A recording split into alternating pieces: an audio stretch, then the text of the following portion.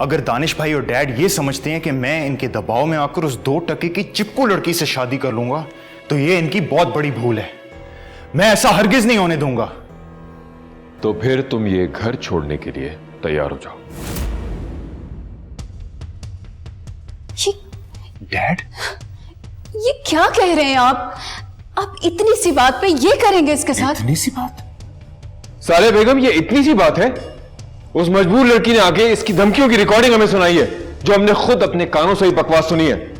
अगर ये सबूत वो हमारे मिलने जुलने वालों के पास ले गई या मीडिया में चली गई तो हम किसी को मुंह दिखाने के काबिल नहीं रहेंगे। सोसाइटी में हमारा मकाम है, एक इज्जत है हमारी। डैड, वो बहुत चालाक और साजिशी लड़की है, मैं उससे अच्छी तरह जानता हूं। वो कहीं नहीं जा सकती, सिर्फ अपना मकसद पूरा करने के लिए हमें डरा रही है। बहुत खूब, बहुत खूब। तो तुम उसे जानते हो। अभी 2 दिन पहले तुम कह रहे थे कि तुम एक मासूम फरिश्ते हो और वो तुम्हें परेशान कर रही है और तुम उसे जानते तक नहीं हो। शर्म आनी चाहिए तुम्हें, शर्म। सालिया बेगम, मैंने फैसला कर लिया है कि हम उसी लड़की के घर रिश्ता लेकर जाएंगे और इस घर में वो लड़की सैफ की बीवी बनकर आएगी। और जिसे ये फैसला कबूल नहीं है वो ये घर छोड़कर चला जाए।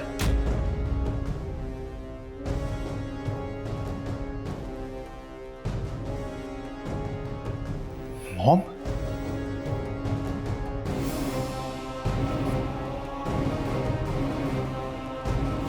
मॉम,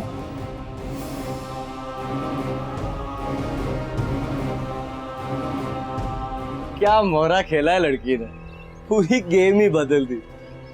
हमदर्दी भी पाली और तेरे जैसा शिकारी का शिकार भी कर लिया पूरी जिंदगी के लिए। बकवास बंद कर यार, कोई शिकार नहीं हुआ। मैंने फैसला कर लिया, मैं घर छोड़ के जा रहा हूं। घर छोड़ के जा रहा है? किधर जाएगा? कहां जाऊंगा? तेरे घर ही आऊंगा ऑब्वियसली। और मेरा दोस्त कौन है? बाकी सब तो मटेरियलिस्टिक दोस्त हैं, पैसे के पीछे दोस्ती। अब तो ना गाड़ी रही ना पैसा, मुझे तो फोन भी नहीं किसी का आता। बाय द वे, आज रात मैं तेरे घर रहूंगा, कल सुबह जाकर अपना सामान ले आऊंगा। तेरा कमरा अच्छा खासा बड़ा है, एडजस्ट हो जाऊंगा 4-5 महीने। 4-5 महीने? तेरा दिमाग तो नहीं खराब हो गया? कहाँ धक्के खाता फिरेगा यार? देख, अपने वालिद की बात सुन ले, मान ले उनकी बात। देख, मैं तुझे समझाता हूँ, इस लड़की से शादी ना करके तुझे सिर्फ धक्के खाने को मिलेंगे। शादी कर उससे, अपने घर लाकर ऐसा सलूक कर उसके साथ कि उसके अगले पिछले भी याद रखें। नौकरों से भी बुरा सलूक कर उसके साथ। सिर्फ इसी सूरत में तुम मुझसे बदला ले सकते हो, समझे मेरी बात?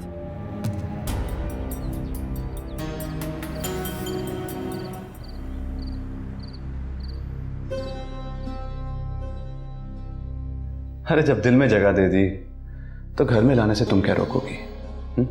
और वैसे भी तुम कौन होती हो मुझे इजाजत देने वाली? अरे ये तो मेरी शराफत है जो तुमसे पूछ लिया, पूछे बगैर भी लेकर आता ना तो तुम कुछ नहीं बिगाड़ सकती थी मेरा। हरगिज़ साइन नहीं करूंगी। साइन नहीं करेगी, ठीक है। मैं भी पूरे खानदान को उस होटल में लेकर जाता हूं जहां पर तुम्हारी आवारा बहन उस अमीरजादे के साथ डेटें लगाती है। मुंह मत खुलवाओ मेरा, क्योंकि अगर मेरा मुंह खुल गया ना तो तुम सब के सब किसी को मुंह दिखाने के लायक नहीं रहोगे।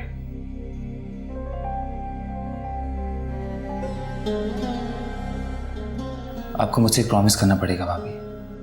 आप इसी तरह फाइट करती रहेंगी, हार नहीं मानेगी। ये लोग यही चाहते हैं कि आप हार मान जाए, लेकिन आप ऐसा बिल्कुल नहीं करेंगे। ओके?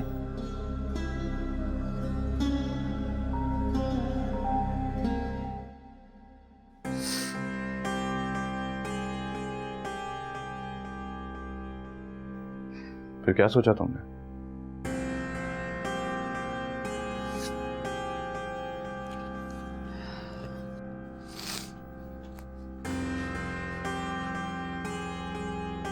ये रहा मेरा फैसला।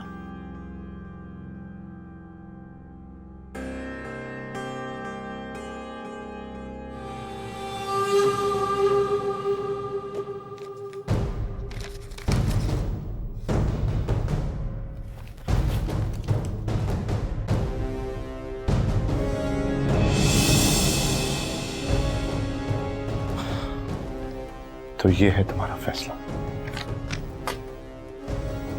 अब देखना तुम्हारी बहन के साथ क्या करता हूं।